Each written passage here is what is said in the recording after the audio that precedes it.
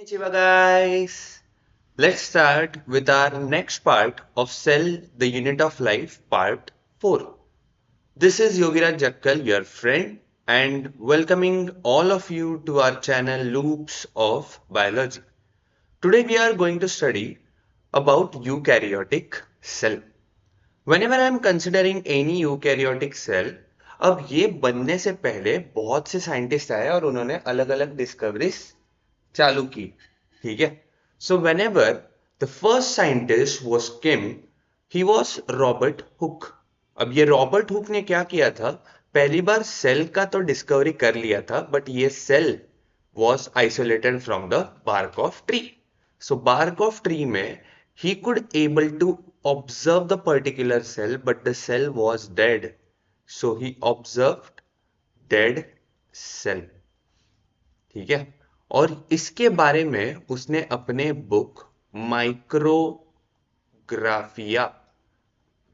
में इस सेल के बारे में बोला था. ठीक है. सो ये डेड सेल तो पहली बार देखा रॉबर्ट हुक ने, बट फर्स्ट लाइव सेल अगर किसी ने देखा था तो पहला live cell was seen by Anton van Leeuwenhoek. ठीक है. जिसको भी याद नहीं है वो जाके मेरा पहला इंट्रोडक्टरी लेक्चर देख सकता है.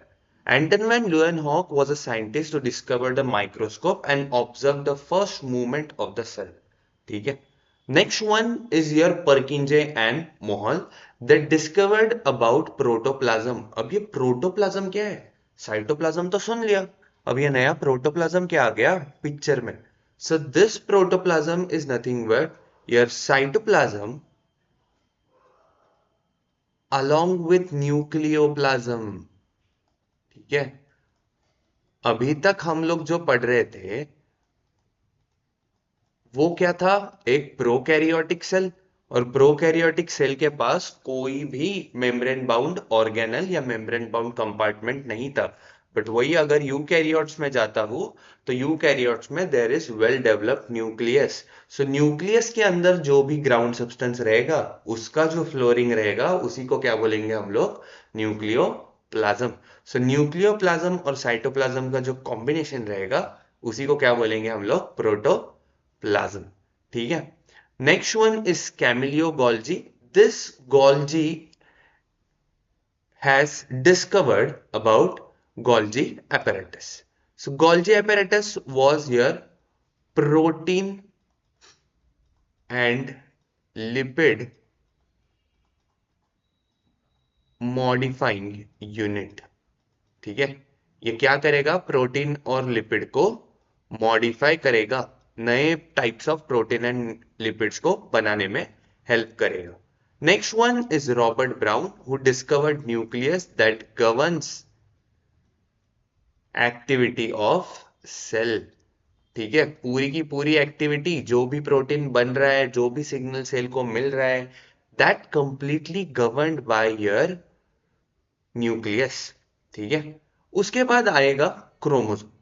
अब न्यूक्लियस गवर्न कर रहा है एक्टिविटी, बट न्यूक्लियस के अंदर कोई ना कोई एक बायोमोलिक्यूल प्रेजेंट है. ठीक है. तो न्यूक्लियस के अंदर क्या है, एक कोई ना कोई बायोमोलिक्यूल प्रेजेंट है जिसका नाम क्या था, DNA, and that is your nucleic acid. ये न्यूक्लिक एसिड जिस पे रैप्ड है उसी को क्या बोल रहे हैं हम लोग, chromosome. So it carries nucleic acid called DNA. ठीक है. Next one is Fleming. He shows about mitosis. अब माइटोसिस के बारे में तो डिस्कवरी बाद में हुआ, but newly arriving cell is coming from a pre existing cell. ये किसने बताया था, Rudolf Virchow. So he particularly discovered a cell division. ठीक है. पर्टिकुलर माइटोसिस के बारे में जिसने बोला है वो कौन था, Fleming. Next one is Porter. ठीक है. पॉर्टर ने क्या बोला, ही डिस्कवर्ड एंडोप्लाज्मिक रेटिकुलम. ठीक है. एंडोप्लाज्मिक रेटिकुलम के अंदर, ठीक है, there are two different types जो हम लोग बाद में जाके पढ़ने वाले हैं इन पर्टिकुलर ऑर्गेनल्स पार्ट. ठीक है। बट एंडोप्लाज्मिक रेटिकुलम फिलहाल के लिए ये जान लो that it is helpful for protein folding. ठीक है, यहां पे क्या होने वाला है, protein folding and lipid biosynthesis. So दोनों चीज में क्या होने वाला है, काम में आने वाला है, that is nothing but your endoplasmic reticulum. C Benda has discovered here mitochondria which is nothing but your powerhouse of cell।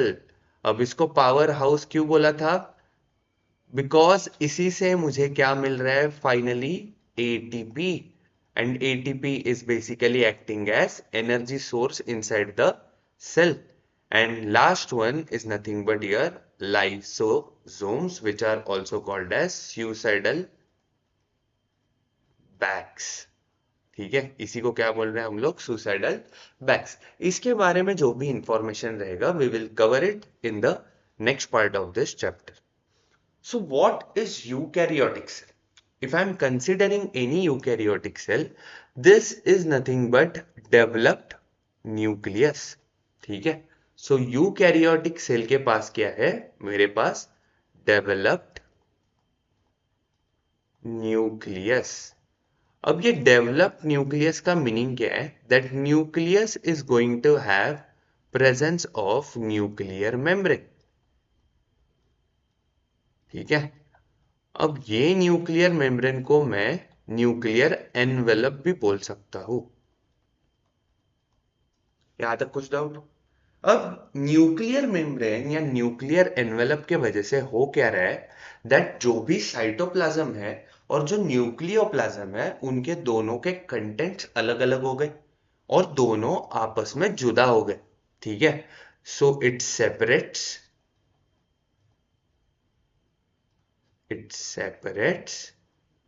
Nucleoplasm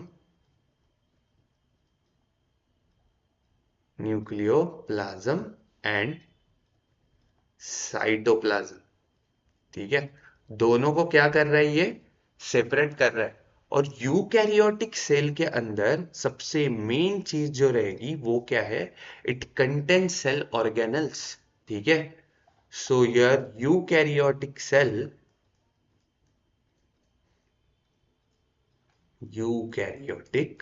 cell contains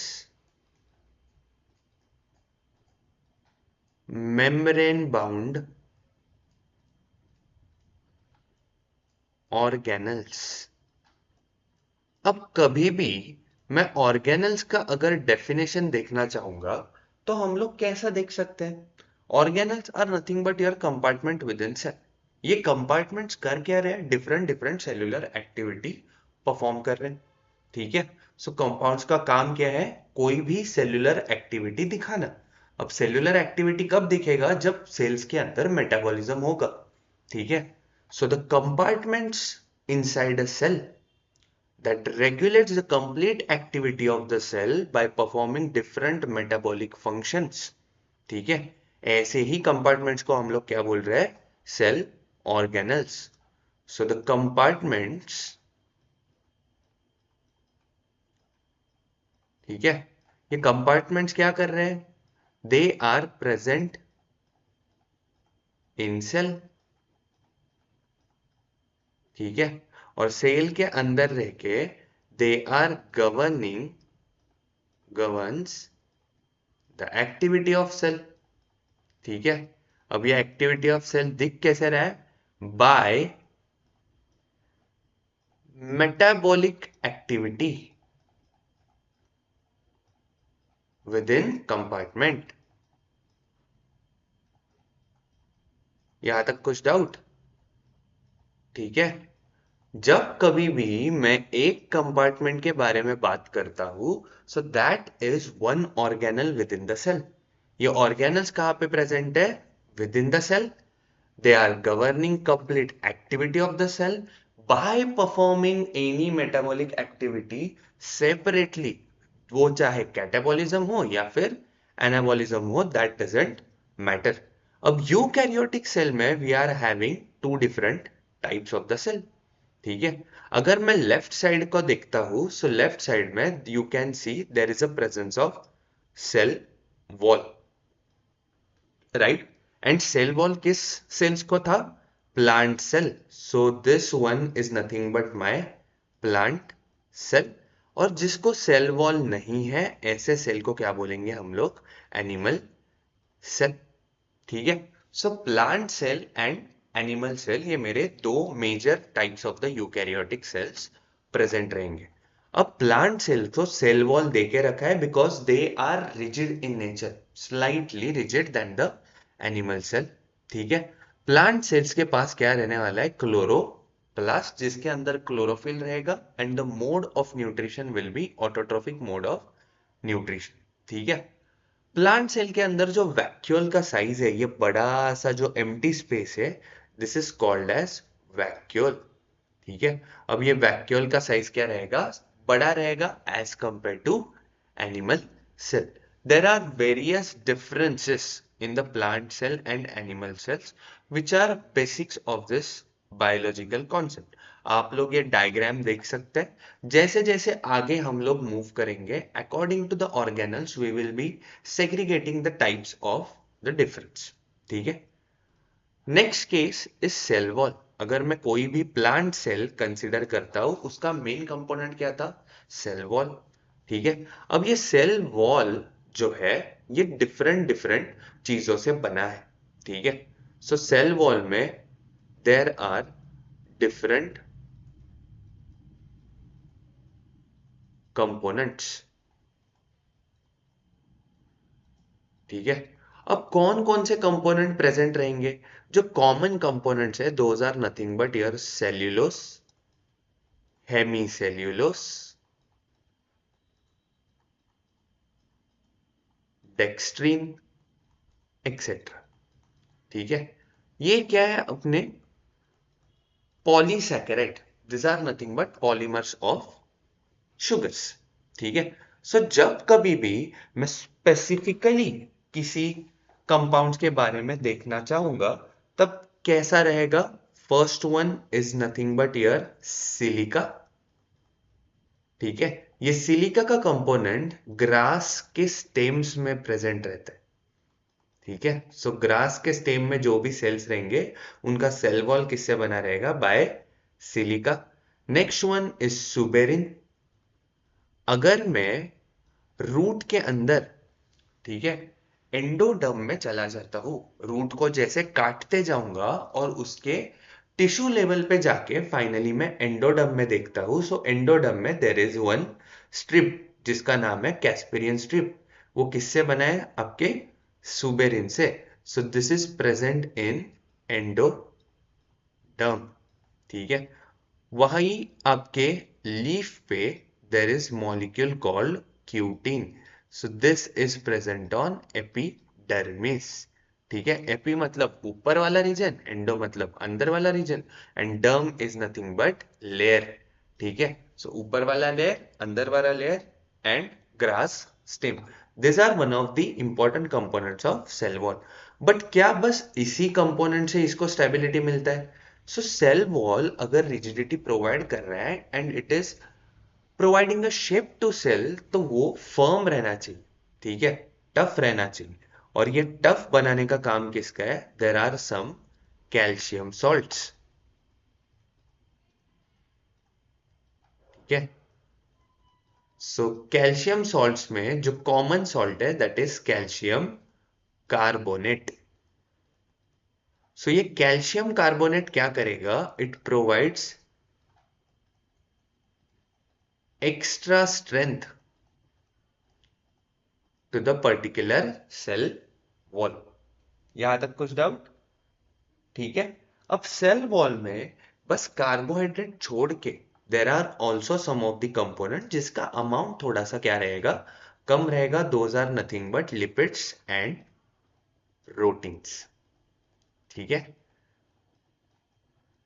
so next part, कि हम लोग ये सेल वॉल पढ़ क्यों रहे?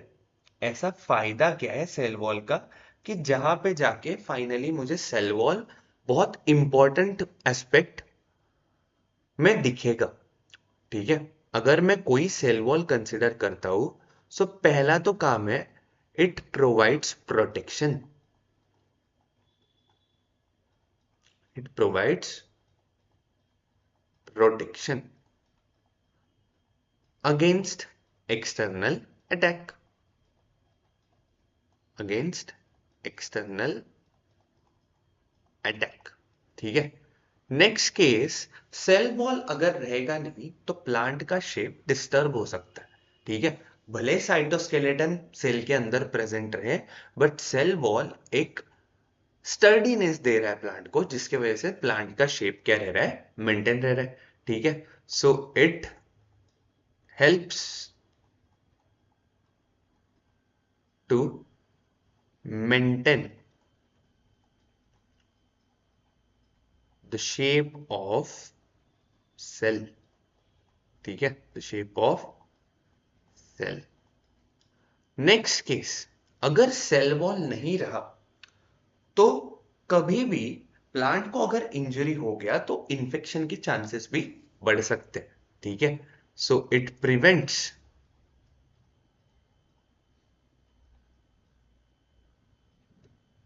प्लांट फ्रॉम इन्फेक्शंस,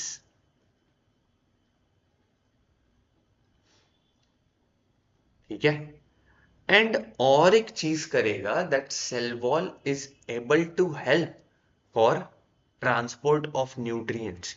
अब ये कुछ अलग चीज है, ठीक है। So the cell wall helps for transport of nutrients, ठीक है। अब ये न्यूट्रिएंट्स इजीली ट्रांसपोर्ट हो सकते हैं या एब्जॉर्प्शन से। सो थ्रू एब्जॉर्प्शन एक पहला केस रहेगा, एंड द अदर केसेस, अगर सेल वॉल प्रेजेंट नहीं रहा तो सेल्स अपने आप में अटैच रह नहीं सकते, ठीक है। अटैच हो जाएंगे, प्रोटीन से होंगे, बट सेल वॉल के थ्रू अटैचमेंट एक अलग अटैचमेंट रहेगा, that is seen within only a plant cell, ठीक है। The cell wall, the cell the cell wall attaches the neighboring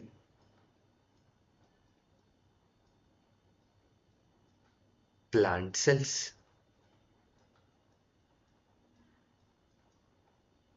ठीक है। अब ये कैसे अटैच करते हैं, इसका क्या रोल है, आगे जाके इसका कैसे यूज होगा, we will be seeing in the structure of cell wall. अगर मैं सेल वॉल का स्ट्रक्चर देखता हूं, so mainly there are three part, ठीक है। पहला तो है दैट इज मिडल लैमेला, दूसरा part is primary cell wall, और उसके जो नीचे प्रेजेंट रहेगा, this part is nothing but your secondary cell wall, ठीक है, जिसी को क्या बोलेंगे हम लोग, सेकेंडरी वॉल। अब जैसे आगे बढ़ते जाएंगे, तो यहां पे हम लोगों ने तीन पार्ट देखे। पहला तो था मिडल लैमेला, दूसरा पार्ट था प्राइमरी वॉल, एंड तीसरा पार्ट था सेकेंडरी वॉल,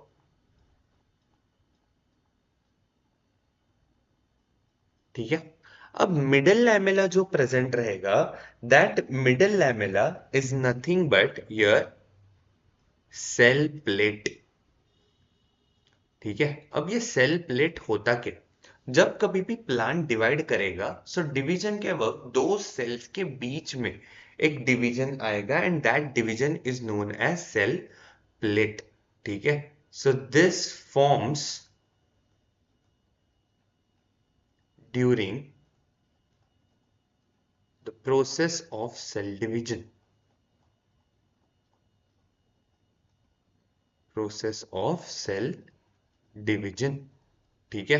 और इसका काम क्या रहेगा, कि दो सेल्स को सेपरेट रखना, ठीक है। दो नेबरिंग सेल्स को सेपरेट रखना, एक दूसरे पे ओवरलैप नहीं होने देना, ठीक है। सो ये क्या करेगा, it separates two cells, it separates two cells, but इसका और एक फंक्शन है जो हम लोग थोड़े ही देर में सीखेंगे, ठीक है। सो प्राइमरी वॉल का main function is basically it is having presence of meristematic tissues. किस किस को टॉटिपोटेंसी याद है? सो जिस किसी ने भी टॉटिपोटेंसी देखा नहीं रहेगा, please follow that particular video in my channel, ठीक है। सो मेरिस्टेमेटिक टिश्यू होने के कारण यहाँ पे क्या दिखने वाला है, मैक्सिमम सेल डिवीजन, ठीक है। और मैक्सिमम डिवीजन दिखेगा तो एक्चुअल सेल वॉल बनाने में कौन काम आएगा, your primary wall. So it forms the complete wall, ठीक है। अब कभी ना कभी तो ये वॉल बनाते बनाते सेल्स क्या हो जाएंगे, थक जाएंगे, और वो क्या कर लेते हैं, हॉल्ट कर लेते हैं, ठीक है। एक टाइम बाद जैसे ही primary wall cell wall develop करने में हेल्प नहीं हो रहा है, तो प्राइमरी वॉल को लग के ही बराबर नीचे कौन बैठा है, तुम्हारा secondary wall. So it is present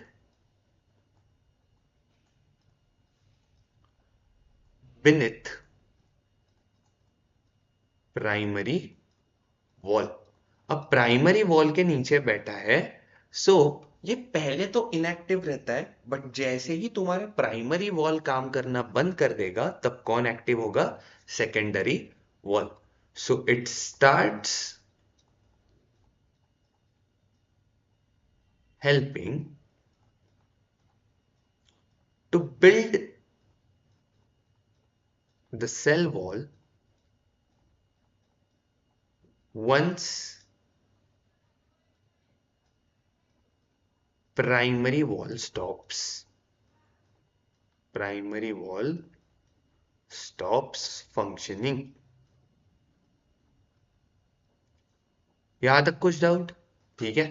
अब जैसे ही फंक्शनिंग स्टॉप होगा, तो इसके पास एक एबिलिटी है that it forms pit, it forms pits. अब ये पिट्स क्या रहते हैं, दिस आर नथिंग बट यार सम गड्ढे जैसे स्ट्रक्चर, ठीक है। छोटे छोटे गड्ढे बना देता है। अब ये गड्ढों का काम क्या है, that during absorption the water and mineral can easily pass, the water and minerals along with the nutritions easily passes through this particular region, ठीक है। सो यहां से क्या हो जाएगा, इजीली पास हो जाएगा। वही अगर मैं मिडल लैमेला के बारे में बात करता हूं, so middle lamella is able to connect two cells also, so it also connects to neighbouring cells, ठीक है। दो बाजू के घरों को क्या करता है, जोड़ देता है। और जोड़ने के लिए क्या चाहिए हमारे पास, एक ब्रिज, और उसी ब्रिज का नाम है प्लाज्मोडेस्माटा, ठीक है। सो इस ब्रिज का नाम क्या है, प्लाज्मोडेस्माटा।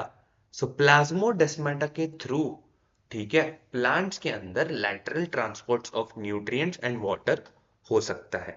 सो अगर एक सेल यहां पे प्रेजेंट है और दूसरा सेल उसके बाजू में प्रेजेंट रहेगा, सो इनके बीच में क्या है, एक ब्रिज है, और ये ब्रिज का नाम क्या है, प्लाज्मोडेस्माटा, ठीक है। इसको पिलाई के साथ कंपेयर मत कीजिएगा। This plasmodesmata is specifically present in case of plant cells and not in the animals और माइक्रो ऑर्गेनिजम्स। सो यहां पे ये हेल्प किस लिए करेगा, for lateral transport of nutrients and water, ठीक है। वाटर का भी ट्रांसपोर्ट करेगा, न्यूट्रिएंट का भी ट्रांसपोर्ट करेगा, बट एक लैटरल सेल से दूसरे लैटरल सेल्स में ही बस, ठीक है। और ये बस इसका कहाँ पे काम करेगा, that is nothing but your plant cell. ठीक है। So next part is nothing but your cell membrane. अब नॉर्मली अगर मैं सेल मेम्ब्रेन को देखता हूं, so this is around having a thickness of 75 angstrom.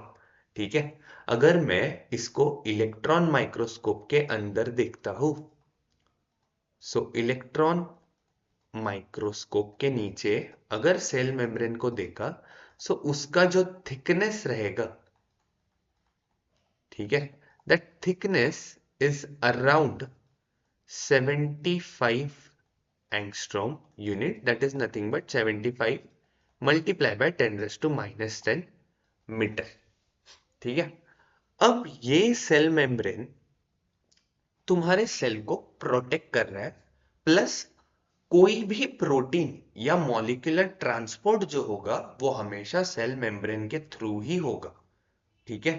सो यहां पे ट्रांसपोर्ट में तो सेल मेम्ब्रेन हेल्प कर ही रहा है, प्लस बाहर से जो भी सिग्नल सेल को मिलना चाहिए वो सिग्नल भी कौन देने वाला है, तुम्हारा सेल मेम्ब्रेन इटसेल्फ। सो ये जो ग्लाइकोप्रोटीन करके कॉन्सेप्ट लिखा है, this are helpful for transferring the signal, transferring the signal. वही जो ये ब्लू कलर के डिब्बे दिखाई दे रहे हैं, this are nothing but my proteins within the cell. और ये जो लाल सेना दिख रही है पूरी, this is nothing but my phospholipid. ठीक है। सो फॉस्फोलिपिड भी आ गया, मतलब लिपिड का पार्ट आ गया, प्रोटीन आ गया, एंड ग्लाइकोमेंस कार्बोहाइड्रेट भी आ गया। So there are some carbohydrates, maximum amount of proteins and lipids are going to be present. So if I am considering the cell membrane of RBCs, ठीक है, so RBCs are nothing but my red blood cells। ठीक है। so ये red blood cells के अंदर around 52% is protein and 40% पकड़ लेते हैं। सो ये 40% क्या रहेगा, लिपिड्स। ठीक है। 40 से 42% इज अराउंड लिपिड्स। सो अब यहाँ पे जो बचा कुचा मैटर रहने वाला है उसमें कोलेस्टेरॉल आ जाएगा, your carbohydrate moieties might also come. ठीक है। सो ये जो पर्टिकुलर मॉडल दिख रहा है, this model is called as fluid mosaic model. ठीक है। ये मॉडल का नाम क्या है, fluid mosaic, mosaic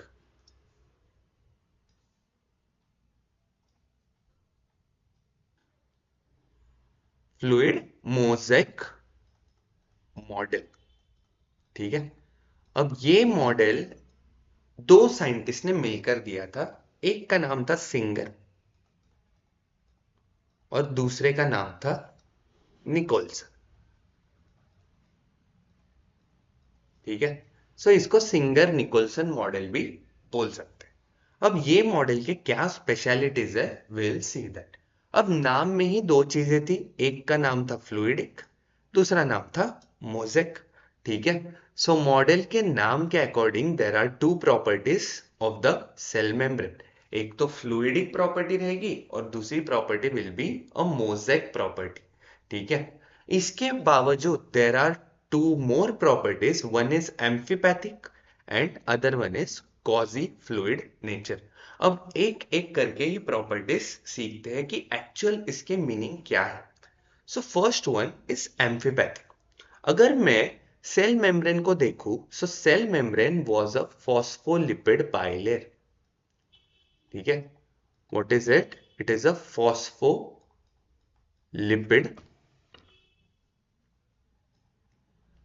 by layer.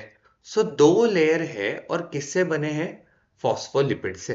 सो ये मेम्ब्रेन कुछ ऐसा दिखाई देता है।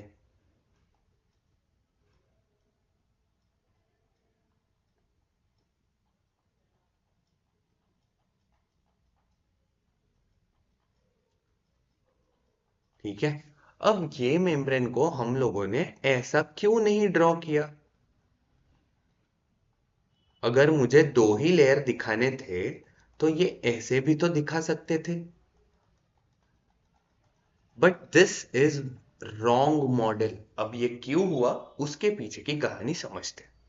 एम्फी वर्ड जहां पे भी आएगा, this means there are two opposite properties. ठीक है, दो opposite properties in same structure present है। ठीक है, एक ही स्ट्रक्चर में जब कभी भी मेरे पास दो ऑपोजिट प्रॉपर्टी आती है तब वर्ड कौन सा आएगा? एम्फी। सो एम्फीपैथिक नेचर में if I M separating only a single phospholipid molecule from a structure, तो ये स्ट्रक्चर का डिटेलिंग कुछ ऐसा दिख के आता है। ठीक है, this is nothing but your head part of the lipid. जो हेड पार्ट बना किससे है? With the help of phosphate group. अब फॉस्फेट ग्रुप है तो इसका जो चार्ज रहेगा दैट इज PO4 3-। ठीक है, सो टोटल चार्ज क्या रहने वाला है फॉस्फेट ग्रुप के ऊपर? That is negative charge. ठीक है, एंड नेगेटिव चार्ज के वजह से and because of the presence of oxygen they can form hydrogen bond. So hydrogen bond अगर बना पा रहा है सो that is nothing but hydrophilic nature. ठीक है, फिलिक मतलब लविंग, हाइड्रो मीन्स वाटर। ठीक है, so this is water loving nature. अब अगर किसी को हाइड्रोजन बॉन्ड पता नहीं रहेगा, so hydrogen bond is nothing but जब कभी भी एक हाई इलेक्ट्रोनेगेटिव इलेक्ट्रोनेगेटिव अब इलेक्ट्रोनेगेटिव का मीनिंग है जिसके पास इलेक्ट्रॉन बहुत ज्यादा है। सो जब कभी भी एक हाई इलेक्ट्रोनेगेटिव एलिमेंट हाइड्रोजन के पास में आ जाता है, ठीक है, element comes close to the hydrogen, ये एक बॉन्ड फॉर्म करता है जिसका नाम क्या है? Hydrogen bond. And this is your imaginary bond. Next case is your lipid और फैटी एसिड चेन। ठीक है, so this is nothing but your tail part of the phospholipid. And इसके पास क्या है? Fatty acid chain. अब ये fatty acid chain कैसी रहेगी? पॉजिटिवली चार्ज रहेगी। And this is having a fear of water. ठीक है, इसको क्या है? वाटर से फोबिया है। सो इसलिए इसको क्या बोल रहे हैं हम लोग? Hydrophobic in nature. सो जो भी फॉस्फोलिपिड का या सेल मेम्ब्रेन का मिडल पार्ट रहेगा, दिस इज हाइड्रोफोबिक। ठीक है, अगर ये हाइड्रोफोबिक है तो हम लोग ये स्ट्रक्चर फॉलो नहीं कर सकते। क्यों? क्योंकि सेल के बाहर there is extra cellular fluid. अगर फ्लूइड है मतलब यहाँ पे प्रेजेंस ऑफ वाटर तो रहने ही वाला है। ठीक है, सो यहाँ पे भी पानी है। सेल के अंदर साइटोप्लाज्म है, तो साइटोप्लाज्म का नेचर मैंने बोला था that is it is a colloidal nature. So colloidal nature के लिए कोई भी सॉल्वेंट रहना जरूरी है, और सॉल्वेंट यहाँ पे भी क्या है? वाटर ही है। अगर मैं वाटर को यहाँ रख देता तो ये बेचारे लिपिड्स के जो भी नीचे फैटी एसिड चेन्स लगे हैं, ये फैटी एसिड चेन्स क्या हो जाएंगी?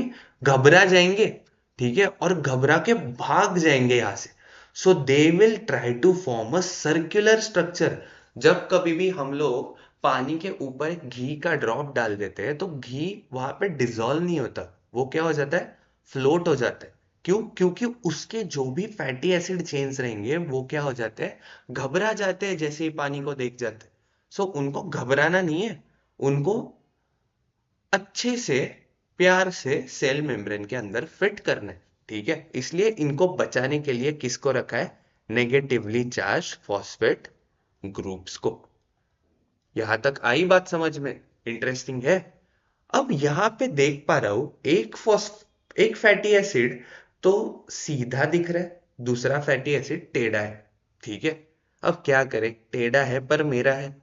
अब बनाया है सेल मेम्ब्रेन तो कुछ तो यूज रहेगा ही, ठीक है। So first case is nothing but straight chain fatty acid, ठीक है। जब कभी भी फैटी एसिड का चेन स्ट्रेट रहेगा, this is your saturated fatty acid, ठीक है। सैचुरेटेड का मीनिंग है जब कभी भी कार्बन कार्बन के बीच में बस सिंगल बॉन्ड प्रेजेंट रहेगा, there is only a single bond present between carbon and carbon, वहां पे क्या बोलेंगे हम लोग, सैचुरेटेड फैटी एसिड। बट जैसे ही ये पेयर टेढ़ा हो जाता है, सो ये टेढ़ा fatty acid is known as unsaturated fatty acid, ठीक है। सो ये कैसा हो गया, अनसैचुरेटेड फैटी एसिड चेन। अब ये अनसैचुरेशन में कार्बन के अंदर क्या आ जाता है, double bond, and that site of double bond, ठीक है, ये जो साइट दिख रहा है, यही साइट क्या रहेगा, it is the site of double bond, ठीक है। और इसी साइट का नाम हम लोग बोलते हैं kink. So there is presence of kink, जिसके वजह से क्या हो गया है, एक पैर टेढ़ा हो गया। अब टेढ़े पैर का आगे जाके क्या फायदा है, और यहाँ पे जो गैप बना है वो गैप कैसे मैटर करेगा आगे जाके, वो समझेगा हमें फ्लूइड नेचर में, ठीक है। सो अगर मैं फ्लूइडिक नेचर की बात करता हूं, सो यहां पे क्या हो गया था, एक किंक फॉर्म हो गया था, ठीक है। फैटी एसिड वापस से ड्रॉ कर लेते हैं, एक सीधा चेन, एक टेढ़ा चेन, ठीक है। अब कोई भी सेल को हमेशा हम लोग रिजिड नहीं रख सकते, क्योंकि अगर एक्सटर्नल अटैक आ गया और रिजिड रहा, ठीक है, झुकेगा नहीं साला, जैसे पुष्पा की तरह डायलॉग नहीं मार सकता से, ठीक है, वरना वो सच में ही झुक जाएगा। एक्सटर्नल शॉक आया और सेल बहुत ज्यादा रिजिड रहा तो सेल बर्स्ट हो सकता है, ठीक है। इसलिए सेल का शेप मेंटेन रखने के लिए उसको क्या दिया है, एक फ्लूइडिक नेचर, ठीक है। अब फ्लूइडिक नेचर का मीनिंग क्या है, that this tail part should be able to move easily, able to move easily, ठीक है। एंड इसी फ्लूइडिक नेचर के वजह से सेल कैन विथस्टैंड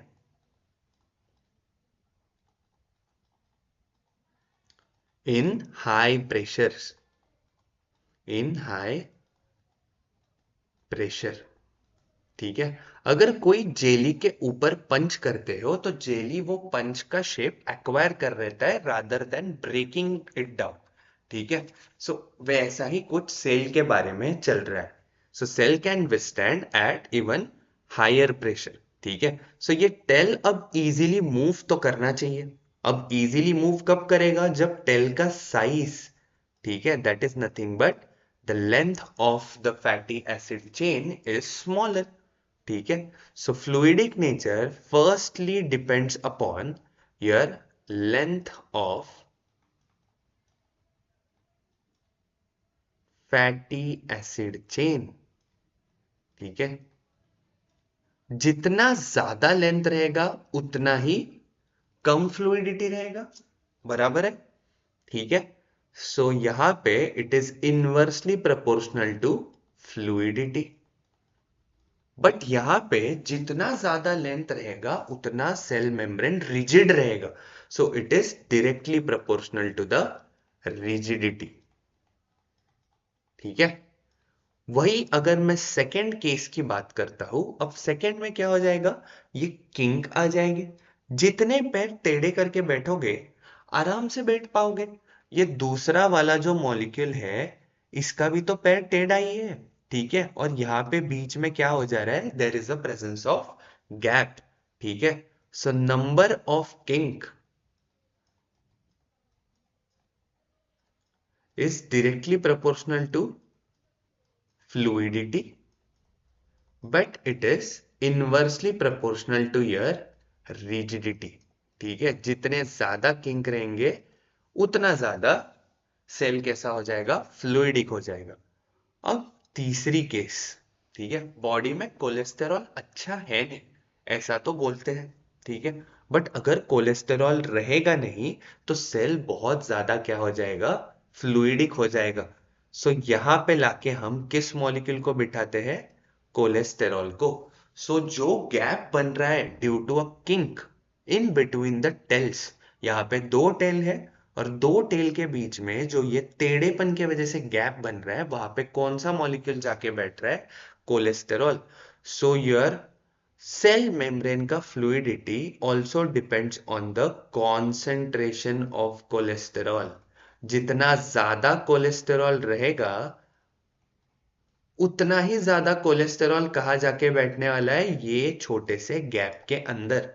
ठीक है, and that is increasing rigidity. ठीक है, और रिजिडिटी बढ़ाएगा तो ऑब्वियस है किसको कम करेगा, फ्लूइडिटी को। सो फ्लूइडिटी से क्या रहेगा, इसका इनवर्स प्रोपोर्शनल का नाता रहने वाला है। ठीक है, next case is mosaic nature. अब एक सेल मेम्ब्रेन, ठीक है, one cell membrane is made up of various biomolecules. ठीक है, यहां पे बस एक बायोमोलिक्यूल यूज नहीं किया है। अगर मैं कोई क्लास लेता हूं जिसमें सपोज 1000 स्टूडेंट है, सो 1000 के 1000 सारे के सारे ब्राइट स्टूडेंट तो नहीं रहेंगे। ठीक है, कोई स्टूडेंट मॉडरेट रहेगा, कोई स्टूडेंट अच्छा रहेगा, कोई स्टूडेंट एकदम ही निकम्मा रहेगा। ठीक है, बट वो एक पर्टिकुलर सब्जेक्ट के लिए। ठीक है, सो अगर मैं कभी भी एक पूरे क्लास का नेचर कंसिडर करता हूं, so that is a mosaic nature.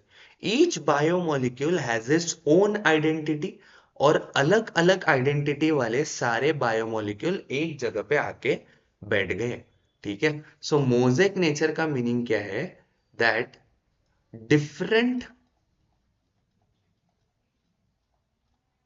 Types of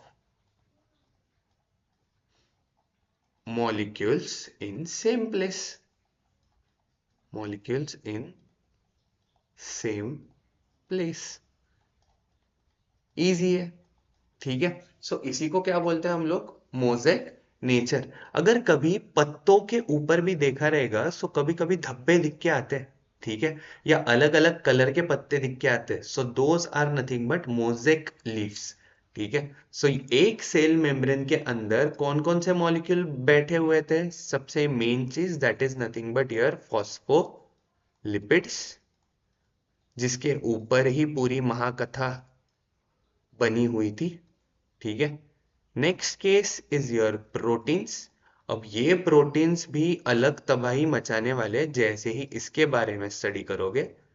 और उसके बाद कौन आए, माइनर कार्बोहाइड्रेट्स।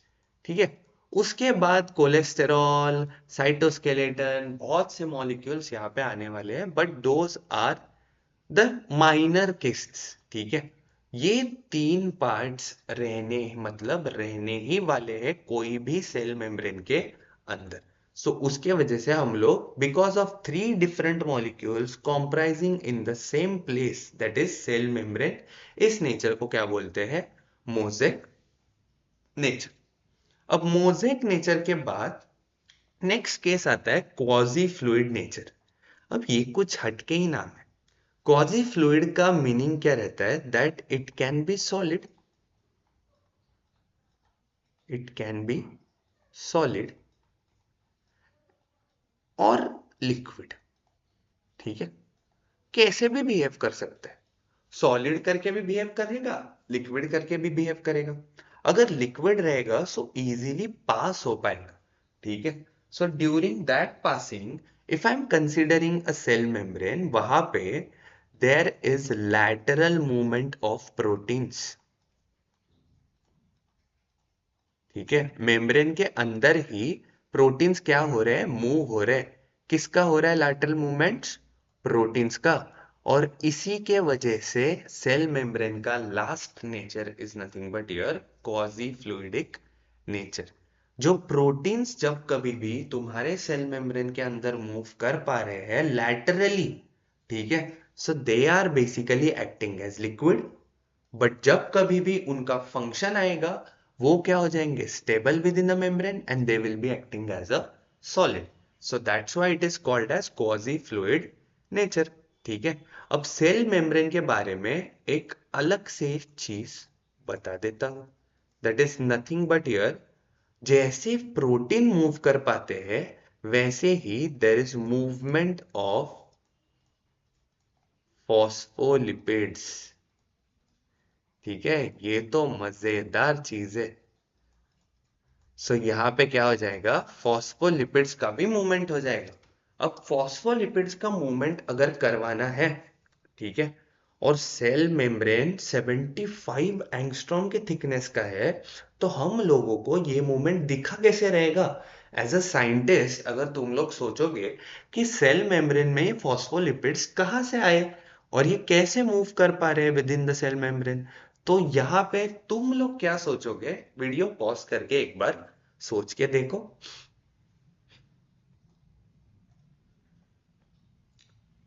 ओके, सो जब कभी भी हम लोग एक मेम्ब्रेन को कंसिडर करते हैं, सो ये मेम्ब्रेन के हर एक एज पे क्या है, फॉस्फोलिपिड मॉलिक्यूल है। अगर मैं इसके ऊपर एक ग्रीन फ्लोरोसेंट प्रोटीन लगा देता हूं, ठीक है, सो मुझे पूरा का पूरा सेल किस कलर में दिखाई देगा, ग्रीन कलर में। ठीक है, सो यहां पे मुझे क्या दिख रहा है, 100% emission of the color from every part of the cell। सो अब इस चीज को हम लोग क्या करते हैं, फोटो ब्लीचिंग में डाल देते हैं। ठीक है, और कितना पार्ट डालेंगे, बस आधा ही पार्ट। तो सेल मेम्ब्रेन के ऊपर आधे पार्ट को क्या कर दिया, फोटो ब्लीच कर दिया। दैट मीन्स वहां के जो भी रेडियो एक्टिव लेबल मॉलिक्यूल रहेंगे उनको क्या कर दिया, हटा दिया। तो अभी मेरे पास जो भी फ्लोरोसेंस आएगा, वो कितना फ्लोरोसेंस आएगा, only from a 50% of the cell. ठीक है, बट इस सेल को साइंटिस्ट लोगों ने जब कभी भी suppose for half an hour या कोई एक सर्टन टाइम के लिए इंक्यूबेट कर दिया, इंक्यूबेट मतलब ऐसे ही छोड़ दिया एट ऑप्टिमम कंडीशंस, सो ऐसे टाइम पे उन्होंने क्या देखा कि ये मॉलिक्यूल्स रीअरेंज हो गए, और रीअरेंज होके इन्होंने क्या दिखा दिया, अगेन 100% सेल सरफेस फ्लोरोसेंस। ठीक है, और इसी टेक्निक को बोलते हैं फ्लोरोसेंस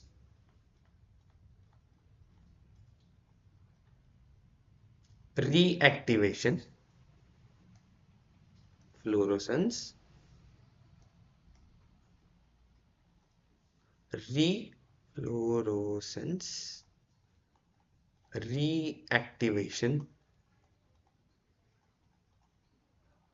या रिकवरी आफ्टर फोटो ब्लीचिंग। ठीक है, जिसको कॉमनली कहा जाता है फ्रैट। फ्रैट, ठीक है, क्या कहा जाएगा, frat. So this is a technique जहां पे हम लोगों को समझ में आया कि फॉस्फोलिपिड्स भी तुम्हारे सेल्स के ऊपर मूव कर सकते हैं। ठीक है, and that was a discovery for a scientist to discover this particular quasi fluidic nature. Next case is membrane proteins. अब मेम्ब्रेन के अंदर तुम्हारे पास दो टाइप के प्रोटीन्स हैं। एक तो जो मेम्ब्रेन के अंदर फिक्स हुए हुए, ठीक है, suppose this is one of my protein जो मेम्ब्रेन के अंदर बैठा हुआ है। ठीक है, और दूसरा ऐसा प्रोटीन रहेगा जो मेम्ब्रेन के ऊपर रहेगा। ठीक है, so one should be on the surface and one must be embedded in the cell membrane. अब जो एम्बेडेड प्रोटीन रहेगा वो प्रोटीन का नाम है इंटीग्रल मेम्ब्रेन प्रोटीन। सो इसी को क्या बोलते हैं हम लोग, इंटीग्रल मेम्ब्रेन प्रोटीन। अब इंटीग्रल मेम्ब्रेन प्रोटीन को अगर सेल मेम्ब्रेन के अंदर फिक्स किया है तो ऑब्वियसली इसका काम अलग रहने वाला है। ठीक है, कोई ना कोई मॉलिक्यूल्स को सेल मेम्ब्रेन के अक्रॉस भेजना। ठीक है, so it is helpful for the movement of molecules, जिसी को क्या बोलते हैं हम लोग, ट्रांसपोर्ट। ठीक है, अब ये ट्रांसपोर्ट एक तो विदाउट एनर्जी होगा या बाय यूजिंग एनर्जी होगा। ठीक है, सो अगर हम लोग पहला कैरेक्टर देखते हैं ऑफ इंटीग्रल मेम्ब्रेन प्रोटीन, इसको बोलते हैं चैनल्स। ठीक है, अब चैनल्स का एक फेमस एग्जांपल है दैट इज एक्वापोरिन्स। ठीक है, सो ये एक्वापोरिन्स एग्जैक्टली कैसे चैनल्स है, दिस आर बेसिकली, यहां पे तुम्हारा जो भी इंटीग्रल मेम्ब्रेन प्रोटीन है उसके अंदर एक कैविटी की तरह स्ट्रक्चर बन जाता है। ठीक है, और ये पानी को एक सिंपल डायरेक्शन में भेज देता है, from high concentration gradient to low concentration gradient. अब कॉन्सेंट्रेशन ग्रेडियंट जो टर्म है, that concentration gradient is nothing but number of molecule, that is nothing but your concentration, number of molecules per unit area। ठीक है, सो एक area के अंदर कितने molecules थे, यहां पे अगर हाई टू लो जाना रहेगा तो वहां पे कौन सा trans integral membrane protein use होगा, that is nothing but your channels. Next case is your carriers. ठीक है, नाम से ही पता चल रहा है, कैरियर्स यानी कुछ ना कुछ चीज को कैरी करने वाले। अगर सपोज मेरे पास ये एक पर्टिकुलर कैरियर प्रेजेंट है, ठीक है, ये सेल मेम्ब्रेन के अंदर बैठे, सो एक्सटर्नली अगर मेरे पास Na+, ठीक है, एक्सटर्नली अगर मेरे पास 3 Na+ मॉलिक्यूल जाके यहां पे चिपक रहे हैं, सो जैसे ही इसका वैलेंसी फुलफिल हो जाएगा, ये अपने आप को क्या कर देगा, फ्लिप कर देगा within the cell membrane, और Na+ को क्या कर देगा, ट्रांसपोर्ट कर देगा। ठीक है, यहां पे मैं प्रोटीन्स को यूज कर रहा हूं for the transport of molecules along concentration gradient. ठीक है, that is nothing but from high concentration to low concentration. तो इसी को बोलते हैं फैसिलिटेटेड ट्रांसपोर्ट, और जनरल टर्म्स में अगर बोला जाए तो पैसिव ट्रांसपोर्ट। ठीक है, तो ये फ्लिप हुआ हुआ मॉलिक्यूल अब क्या हो जाएगा, एक जगह पे तो डिलीवरी करके आ गया। ठीक है, सो यहां से दूसरी डिलीवरी ले लेगा, that is in the form of 2K+, और 2K+ होने के बाद ये वापस फ्लिप हो जाएगा और बाहर क्या रिलीज करेगा, K+। ठीक है, सो इसका फ्लिपिंग मूवमेंट चलता रहेगा in exchange of the ions. ठीक है, कोई ना कोई एक्सचेंज ऑफर जब कभी भी आएगी तो 3 Na+ के बदले में ये क्या करेगा, 2K+ को एक्सचेंज कर देगा। अब ये ट्रांसपोर्ट जो एकदम ही नॉर्मली चल रही है without any energy, without utilising any energy, इसी ट्रांसपोर्ट को क्या बोलते हैं हम लोग, पैसिव ट्रांसपोर्ट। ठीक है, और पैसिव ट्रांसपोर्ट दिखेगा कब, whenever the cells or the concentration of molecules is along concentration gradient।